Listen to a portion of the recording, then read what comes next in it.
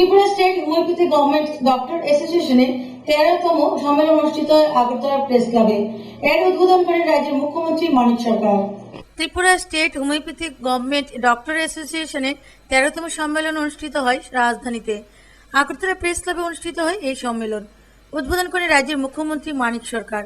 এছাড়া উপস্থিত ছিলেন বিশিষ্ট চিকিৎসক doctor ACS Hanuman, health social education ডিপার্টমেন্টের executive Sandhyarani Chakma, Tripura state homeopathy doctor অ্যাসোসিয়েশনের চেয়ারম্যান ডক্টর নীলমণি দেববর্মা প্রমুখ।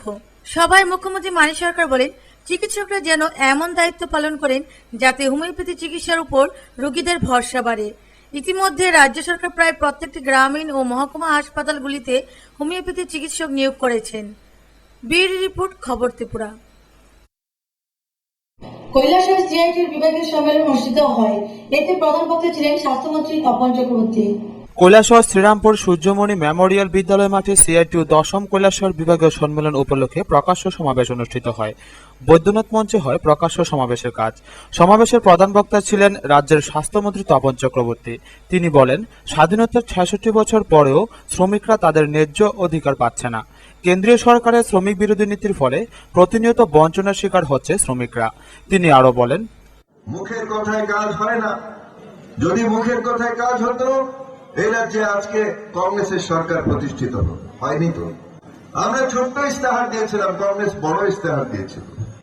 আমাদের 37 দফা ছিল, কংগ্রেসের 316 দফা ছিল। মানুষ 316 দফায় বিশ্বাস রাখে, 37 দফায় বিশ্বাস করেছে। এটা কেন হয়েছে? মানুষের ব্যক্তিগত জীবনের অভিজ্ঞতায় হয়েছে। মানুষ দেখেছে, হ্যাঁ, বামফ্রন্ট গণতন্ত্র দিয়েছে, যার জন্য এইবারের যে ভোট হয়েছে, এইবারের ভোটে ভারতবর্ষের মধ্যে ঐতিহাসিক ভোট ত্রিপুরা রাজ্যের মানুষ করে দেখিয়েছে, যেখানে পুরুষরা 92% ভোট দিয়েছে, মহিলারা 94% ভোট দিয়েছে।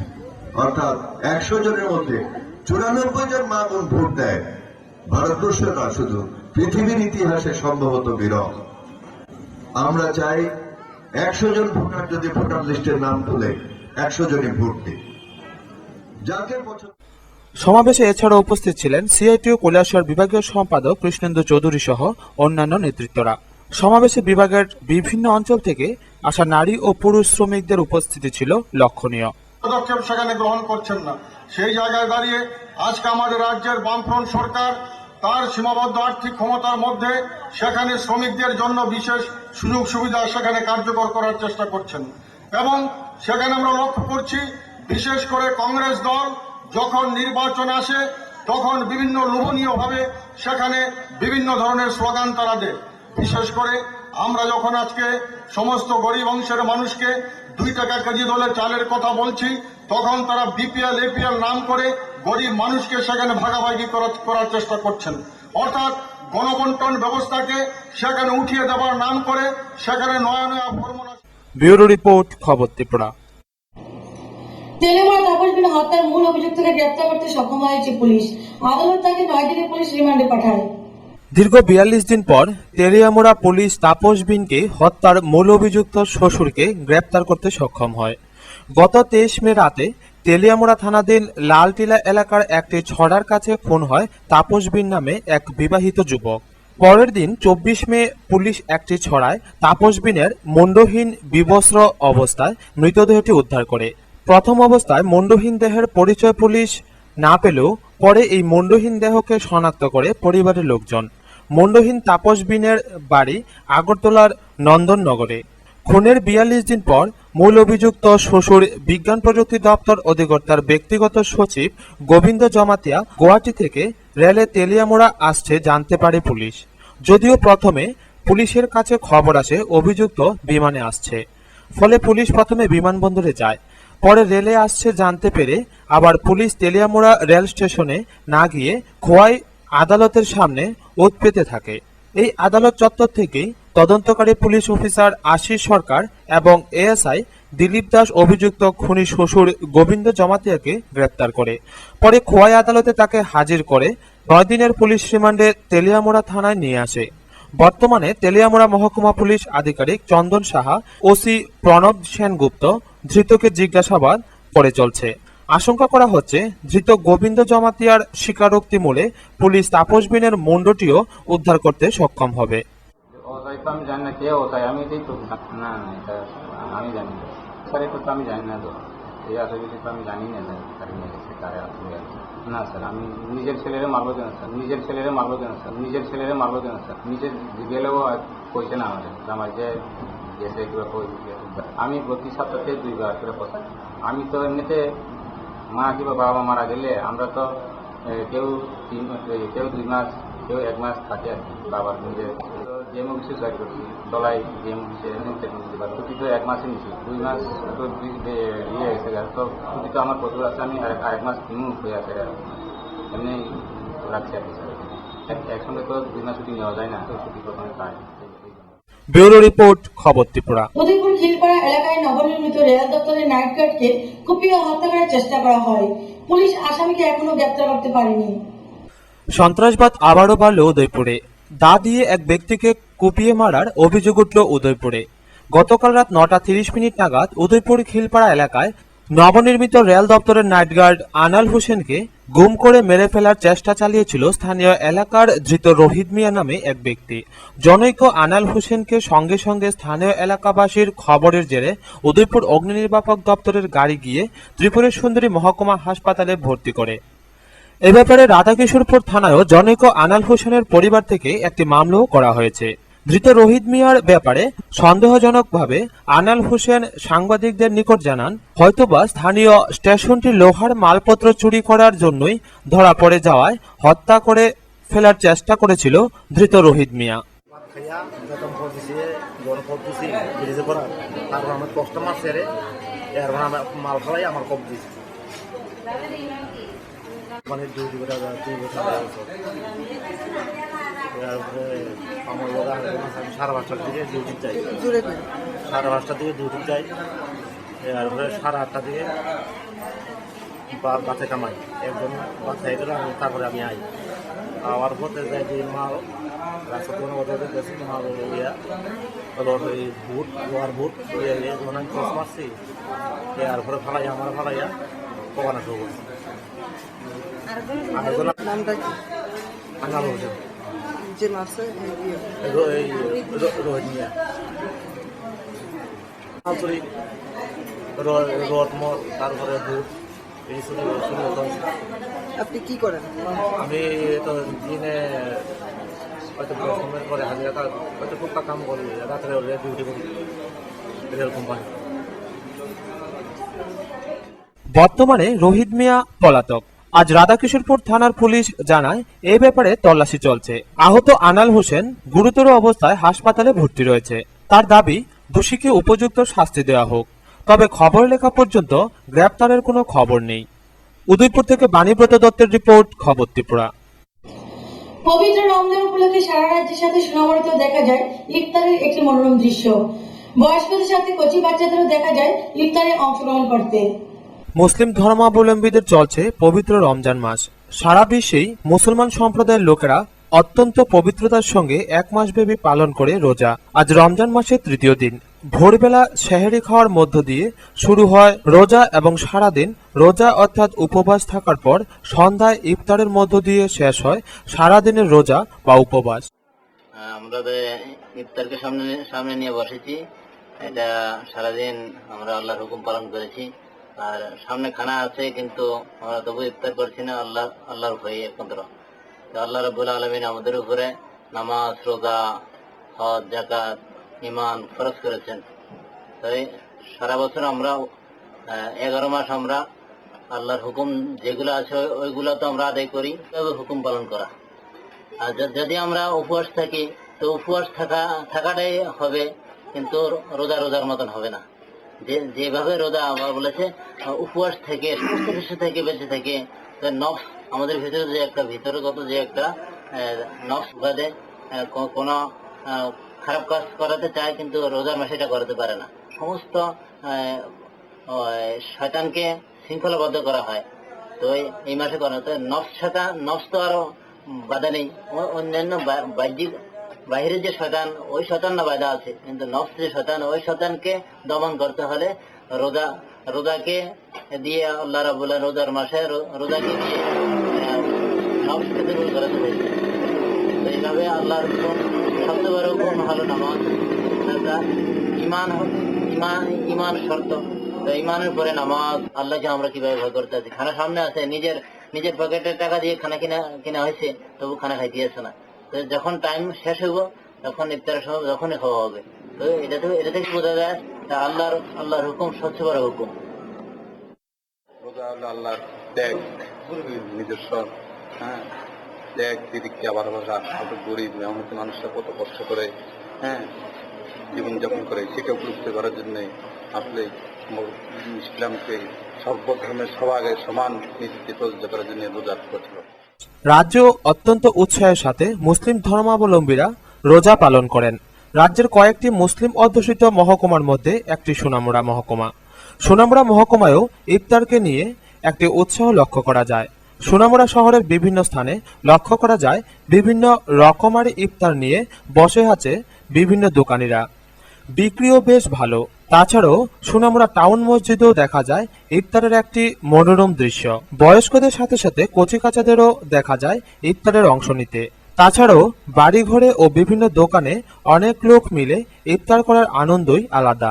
কিন্তু সবার একটাই অভিযোগ, বিভিন্ন জিনিসপত্রের দাম আকাশ ছোঁয়া, ফলে প্রভাব পড়ছে রোজধারীদের ইফতারেও। কিন্তু সব মিলিয়ে এই রমজান মাসকে মুসলিম সম্প্রদায়ের লোকেরা অত্যন্ত পবিত্র ও আনন্দের সাথে যে উপভোগ করে তা বলাই বাহুল্য। ইফতারের দিন তুলে সারাদিন উপবাস থাকার পরে আল্লাহর আদেশ না পাওয়া পর্যন্ত কেউ কোনো খানা খাইতে থাকেন, তাকে আল্লাহকে মানার একটা চরম নিদর্শন। আল্লাহকে একদম দিল থেকে অন্তর থেকে মানার জন্য হচ্ছে ইফতার এবং রোজা। শুধু আল্লাহর জন্য রোজা রাখা হয়, কারণ এটা অন্য কেউ জানে না। সে যদি দুপুরে খায় সেটাও কিন্তু আল্লাহ জানে না, একমাত্র মানুষও জানে না, কিন্তু আল্লাহ জানে। এই জন্য আল্লাহর জন্য রোজা রাখা হয় এবং ইফতারের একমাত্র আল্লাহকে মানার একটা নিদর্শন হচ্ছে ইফতার এবং রোজা। ইফতারের গুরুত্বটা হচ্ছে সারাদিন আমাদের যে নফসের কষ্ট দেওয়ার পর মানে ইফতারটা করা এই কারণে যে একটা আনন্দের উপভোগ করা। আমরা সবাই ইফতার নিয়ে বসে আছি, খামো, ইফতারের কাজ হচ্ছে, এই টাইমে আমরা খামো, এরকম একটা আনন্দ উপভোগ। সারাদিন উপবাস থাকার পর যেমন গরিবরা খানা খাইতে পারে না, তাদের সামনে খানা এলে কতটুকু আনন্দ উপভোগ হয়, ঠিক আছে ইফতারটা দিয়ে আমাদের এই জিনিসটা উপভোগ করাচ্ছে। রতন দাসের রিপোর্ট, খবর ত্রিপুরা। চরিলাম হেরমা হলঘরে উপজাতি যুব ফেডারেশনের উদ্যোগে এক রক্তদান শিবিরের আয়োজন করা হয়। অনুষ্ঠানে উপস্থিত ছিলেন বিধায়ক রমেন্দ্র নারায়ণ দেববর্মা সহ অন্যান্য নেতৃত্বরা। চরিলামের হেরমা হল ঘরে উপজাতি যুব ফেডারেশন আন্দি অঞ্চল কমিটির নবম অঞ্চল সম্মেলন উপলক্ষে আজ স্বেচ্ছায় রক্তদান শিবির অনুষ্ঠিত হয়। রক্তদান শিবিরে উপস্থিত ছিলেন ডিওয়াইএফআই রাজ্য সভাপতি তাপস দত্ত, চরিলাম কেন্দ্রের বিধায়ক রমেন্দ্র নারায়ণ দেববর্মা, আন্দি অঞ্চল সম্পাদক দিলীপ রায়, ডিওয়াইএফআই বিশালগড় বিভাগীয় সম্পাদক তপন দেবনাথ, টিওয়াইএফ এর বিশালগড় বিভাগীয় সম্পাদক পলাশ দেববর্মা প্রমুখ উপস্থিত ছিলেন। উপজাতি এলাকার এই প্রথম রক্তদান শিবির অনুষ্ঠিত হয়। আগরতলা গভর্নমেন্ট মেডিকেল কলেজের ডাক্তাররা রক্ত সংগ্রহ করেন। রক্তদান শিবিরকে কেন্দ্র করে এক আলোচনা সভা অনুষ্ঠিত হয়। রক্তদান শিবিরকে কেন্দ্র করে এলাকায় যুবক যুবতীদের মধ্যে ব্যাপক উৎসাহ লক্ষ্য করা যায়। উপজাতি যুব ফেডারেশনের নবম সম্মেলন উপলক্ষে মোট 51 জন রক্তদাতা স্বেচ্ছায় রক্তদান করেন। এক নম্বর জায়গায় ছিলাম গত বছরে, সেটা কিছুটা আমরা পিছিয়েছি, যদিও তার পেছনে যথেষ্ট কারণ ছিল। আমাদের রাজ্যের মধ্যে নির্বাচন থেকে কিছু বিশেষ কাজের জন্য সেটা আমরা করে উঠতে পারিনি। কিন্তু এটা ঘটনা যে আমাদের রাজ্যে রক্তদান শিবির সম্পর্কে মানুষের মধ্যে যে উৎসাহ আগ্রহ তৈরি হয়েছে, রক্তদান নিয়ে আমরা যেভাবে মানুষের কাছে পৌঁছে গেছি, আমাদের বিশ্বাস গত বছরে কিছুটা। বিশালগড় থেকে শম্পা ভৌমিকের রিপোর্ট, খবর ত্রিপুরা। তেলিয়ামুড়া সিআইটিউর বিভাগীয় সম্মেলন অনুষ্ঠিত হয় আজ। সম্মেলনকে ঘিরে এক প্রকাশ্য সমাবেশ অনুষ্ঠিত হয়। অনুষ্ঠানে উপস্থিত ছিলেন বিধানসভার মুখ্য সচেতক সমীর দেব সরকার সহ অন্যান্য নেতৃত্ববৃন্দ। শুরু হলো 2 দিনব্যাপী তেলিয়ামুড়া সিআইটিউর বিভাগীয় সম্মেলন। আজ বিকেলে 2টায় এই সম্মেলন উপলক্ষে প্রকাশ্য সমাবেশ অনুষ্ঠিত হয়। উক্ত সমাবেশে উপস্থিত ছিলেন শ্রমিক সংগঠন সিআইটিউর রাজ্য কমিটির সাধারণ সম্পাদক পীযূষ নাগ, বিধানসভার মুখ্য সচেতক সমীর দেব সরকার, সিপিআইএম বিভাগীয় সম্পাদক সুধীর সরকার ও বিভাগীয় নেতৃত্বরা। উক্ত সম্মেলনে শ্রমিক সংগঠনের বিভিন্ন সংগঠনের 26টি ট্রেড থেকে মোট 304 জন প্রতিনিধি অংশ নেয়। 13-14 জুলাই 2 দিন চলবে এই সংগঠন। সমাবেশে উপস্থিত কর্মী সমর্থক ছিল লক্ষণীয়। দারিদ্র, ক্ষুধা, বেকারি, মূল্যবৃদ্ধি এবং একে বাদ দিয়ে এই যে সমস্যাগুলোকে সামনে রেখে আমাদেরকে সংগ্রাম করতে হচ্ছে, লড়াই করতে হচ্ছে। আমরা যারা শ্রমিক সংগঠন করি, বিশেষ করে আমরা হতে পারি শ্রমিক সংগঠন, কিন্তু আমাদের লক্ষ্য কিন্তু রাজনীতি। আমরা চাই এই প্রচার করা এই যে প্রতিবাদী সমাজ ব্যবস্থা তার অবসান ঘটিয়ে একটা সমাজতান্ত্রিক সমাজ ব্যবস্থা কায়েম করবে। সেখানে থাকবে না শোষণ বঞ্চনা, থাকবে না নিপীড়ন, অন্য বস্ত্র স্বাস্থ্য সবকিছু ব্যবস্থা থাকবে। এই অবস্থাটা তৈরি করতে হবে এবং একে সামনে রেখে আমরা যেমন শ্রমিকের হাজির মজুরি নিয়ে লড়াই করে আন্দোলন করি, একই সঙ্গে সমাজের অন্যান্য অংশের যে মানুষ আছে, ছাত্র, যুবক, কৃষক, ক্ষেত্রমজুর, শিক্ষক, কর্মচারী, নারী, সবার সমস্যা নিয়ে আমাদেরকে আন্দোলন করতে হয়। রাজীব রায়ের সাথে সঞ্জীব দাসের রিপোর্ট, খবর ত্রিপুরা। সোনামুড়া নগর পঞ্চায়েতের কনফারেন্স হলে আজ চেতনা সামাজিক সংস্থার উদ্যোগে গৃহস্থ হিংসা প্রতিরোধের উপর এক আলোচনা সভা অনুষ্ঠিত হয়। এতে উপস্থিত ছিলেন নগর পঞ্চায়েতের চেয়ারম্যান সহ অন্যান্য কর্মকর্তারা। চেতনা সামাজিক সংস্থার উদ্যোগে সোনামুড়া নগর পঞ্চায়েতের কনফারেন্স হলে আজ গার্হস্থ্য হিংসা প্রতিরোধের উপর এক আলোচনা সভা অনুষ্ঠিত হয়। এতে উপস্থিত ছিলেন চেতনা সামাজিক সংস্থার সভানেত্রী চন্দ্রা দেবনাথ, উপদেষ্টা গার্গী ভট্টাচার্য, চেতনার সদস্য স্বপ্না আচার্য, সুপ্রিয়া সেনগুপ্ত, সোনামুড়া নগর পঞ্চায়েতের chairperson Narayan Chakraborty, vice chairman Abu Taher, Sonamura থানার ভারপ্রাপ্ত ওসি নারায়ণ সাহা, সমাজসেবী ওহিদুর রহমান, শুভা মিয়া প্রমুখ। আলোচনা সভায় বক্তারা গার্হস্থ্য হিংসার কারণ ও তা কিভাবে প্রতিরোধ করতে হবে তা নিয়ে আলোচনা করেন। তারা আরও বলেন, বিশেষ করে এলাকার মহিলারা যদি এই সমস্যার সমাধানে এগিয়ে আসে তাহলে অনেক অংশেই এই গার্হস্থ্য হিংসা প্রতিরোধ করা সম্ভব হবে। যেমন বর্তমানে দেখবেন আমরা যে বিজ্ঞান পদ্ধতি যেটা হচ্ছে, কিছু কিছু জায়গার মধ্যে একটা ছেলে বাইরে পড়াশোনা করছে, করার পরে সে লাভ করা হোক বা সামাজিক স্বীকৃতি ভাবে হোক, বিয়ে যদি পড়লে পরে শহর কিন্তু বেড়ে যায়। তখন কি বাড়ির মধ্যে যে বৃদ্ধ মা অথবা বৃদ্ধ বাবা থাকে বা একটা পঙ্গু ভাই থাকে বা পঙ্গু একটা বোন থাকে, এই বোনটা সবসময় নির্যাতিত হতে থাকে। আমরা চেতনা থেকে আজকে এখানে এসেছি গার্হস্থ্য হিংসা প্রতিরোধমূলক আলোচনা ও মত বিনিময় সভার জন্য। তো এখানে আমরা সকলেই জানি যে ত্রিপুরাতে গার্হস্থ্য হিংসা বাড়ছে। তো এইখানকার মহিলারা, এলাকার মহিলারা যদি এই সমস্যার সমাধানে এগিয়ে আসে, আমরা মনে করছি তাহলে অনেকটাই এই হিংসাকে কমিয়ে আনা যাবে। মূলত এই প্রতিটি এলাকায় গণতান্ত্রিক নারী কমিটির একটা সেল রয়েছে, তারা যদি সক্রিয় ভাবে অংশগ্রহণ করে এই সমস্যার সমাধানে, তাহলেও মনে হয় যে এই সমস্যা তোরও। আপনারা গ্রামে কি জাতীয় প্রোগ্রাম রাখবেন? আমরা প্রথম এখানে আমাদের একটা ফ্যামিলি কাউন্সিলিং সেন্টার আছে চেতনা ইনস্টিটিউট ফর উইমেন স্টাডিজের তত্ত্বাবধানে, তাই আমরা প্রথম সোনামুড়ায় এই প্রোগ্রামটা করলাম এবং আস্তে আস্তে আমরা অন্যান্য জায়গায় যাব। এটা এখনো ঠিক হয়নি, পরবর্তী সময়ে তার সময়সূচি ঠিক হবে। আলোচনা সভায় সোনামুড়া ও তার আশেপাশের এলাকা থেকে আসা মহিলাদের উপস্থিতি ছিল লক্ষণীয়। গার্হস্থ্য হিংসা নিয়ে আলোচনা করার জন্য আমরা এখানে এসেছি। তার মূল কারণ হচ্ছে যে আমরা দেখছি সারা পৃথিবীর মতো, সারা ভারতবর্ষের মতো আমাদের রাজ্যেও গার্হস্থ্য হিংসা বেড়ে যাচ্ছে। অন্তত খবরে তাই আসছে, ঘটনা ঘটছে। আমরা চেতনা ইনস্টিটিউট করে অনুসারী আমরা চাই যাতে আমাদের এখানে এরকমভাবে গ্রাহক পেনশন নগর পঞ্চায়েতের হলে করছি, নগর পঞ্চায়েতের চেয়ারপারসন, ভাইস চেয়ারপারসন, অন্যান্য সমাজসেবী এখানে উপস্থিত আছেন, তাদের প্রত্যেকের কাছে আমাদের আবেদন রইল যে আমরা আবেদন করেছিও যে যেন তারা এখানে যে আলোচনা হয়েছে, যে বক্তব্য রাখা হয়েছে সেটা শুধু শুনে গেলেই চলবে না।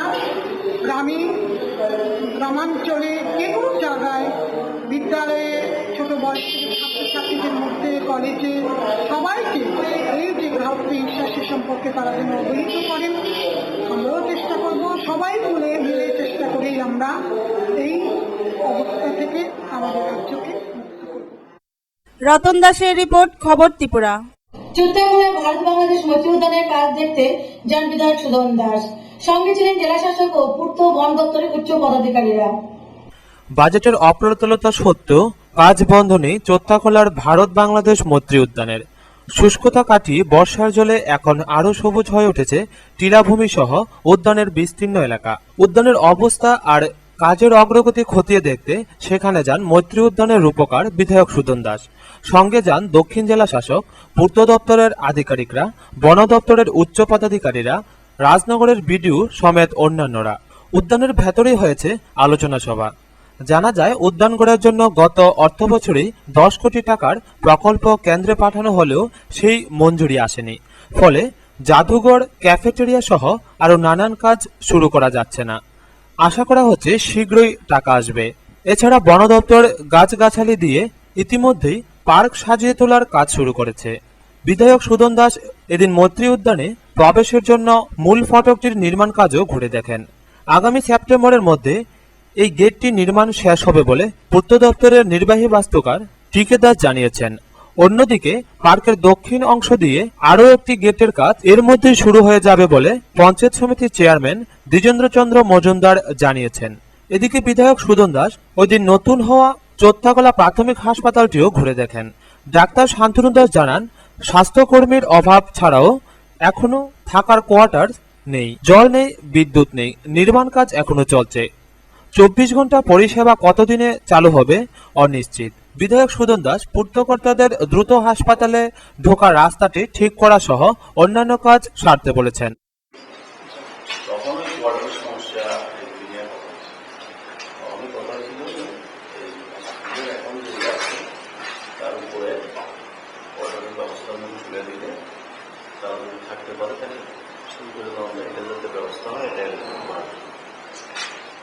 ওইটাই আমরা করার চিন্তা ভাবনা। 5-6 জন নার্স লাগবো, আরো 4 জন। সবগুলি একসঙ্গে অ্যাকাউন্টেন্ট ব্যাপার আছে, লেবার রুম কোনো ইয়ে আছে, স্ট্রাকচার আছে না, কিছু মেশিন কিছু আছে না। না 24 চালু করলে দেখেন যে হেলিকপ্টার ডিপার্টমেন্ট তো অনেক পুরানো আছে।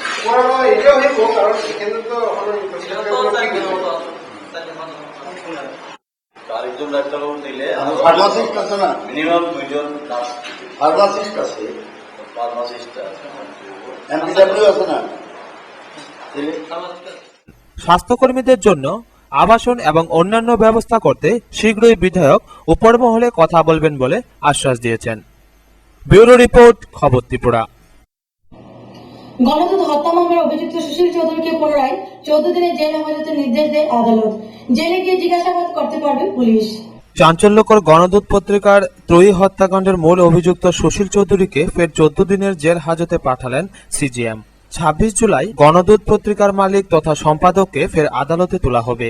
তৃতীয় দফার জেল হাজতে তদন্তকারী পুলিশ মূল অভিযুক্তকে 5 দিন জেলে গিয়ে জিজ্ঞাসাবাদ করতে পারবে। এদিন লম্বা শুনানি পর্বে সুশীল পক্ষের আইনজীবীরা জামিনের লক্ষ্যে সওয়াল করেন। অন্যদিকে জামিনের তীব্র বিরোধিতা করেন সরকার পক্ষের আইনজীবীরা। সব শোনার পর মাননীয় সিজিএম বিশ্বজিৎ পালিত সুশীল চৌধুরীকে 14 দিনের জন্য জেলে পাঠান। এদিন সুশীল চৌধুরীকে আদালতে সোপর্দ করা হলে মোট 7টি বিষয় যাচাইয়ের জন্য তাকে জেল রিমান্ডে জিজ্ঞাসাবাদের আবেদন করা হয় পুলিশের তরফে। মাননীয় আদালত পুলিশের আবেদন মঞ্জুর করে তাকে জেল হাজতে গিয়ে 5 দিন জিজ্ঞাসাবাদ চালানোর আদেশ দেয়। ব্যুরো রিপোর্ট, খবর ত্রিপুরা। টিএসআর এর সপ্তম বাহিনী সাব ইন্সপেক্টর তপন শীল স্কুল জীবন থেকে শুরু করে বর্তমানে 98টি সোনার মেডেলের অধিকারী। তপন শীল টিএসআর এর সপ্তম বাহিনীর সাব ইন্সপেক্টর পদে চাকরি করেন জম্পুই জেলা সপ্তম বাহিনীর হেডকোয়ার্টারে। বাড়ি বিলোনিয়া কৃষ্ণনগর মহামায়াবাড়ি। তপন বাবু চাকুরিতে যোগদান করেন 1991 সালে। স্কুল জীবনে 1987 সালে কৃষ্ণনগর দ্বাদশ শ্রেণী বিদ্যালয় থেকে অ্যাথলেটিক্স স্টেট মিট যাত্রা শুরু করেন। 16 বার উত্তর পূর্বাঞ্চলের খেলায় অংশগ্রহণ করে 13টি মেডেল পান, এর মধ্যে সিলভার পান 5টি, এছাড়াও গোল্ড মেডেল পান 8টি। ব্যাঙ্গালোরের 26শে জুন থেকে 1 জুলাই মিটে অংশগ্রহণ করে ট্রিপল জাম্পে গোল্ড মেডেল, লং জাম্পে গোল্ড মেডেল, এছাড়া শর্ট পাটে চতুর্থ হন। স্কুল জীবন থেকে বর্তমান টিএসআর চাকুরি অবস্থায় 98টি মেডেল পান। সকাল বিকেলে ডিউটির ফাঁকে অনুশীলন করেন। জম্পুই জেলা বেলাবাড়ি আউটপোস্টের বিশ্বচন্দ্রপাড়া স্কুলে অনুশীলন করেন। মাঠটি উঁচু নিচু হওয়ায় অনুশীলনের অসুবিধা হয় বলে জানান। বর্তমান আইজি টিভি রায়ের নির্দেশে দশরথ দেব স্টেডিয়ামে 2 বেলা অনুশীলন করেন। আগামী দিনে সকলের সহযোগিতায় আরও বড় ধরনের খেলোয়াড় হতে চায়। বিশালগড় থেকে শম্পা ভূমিকের রিপোর্ট, খবর ত্রিপুরা।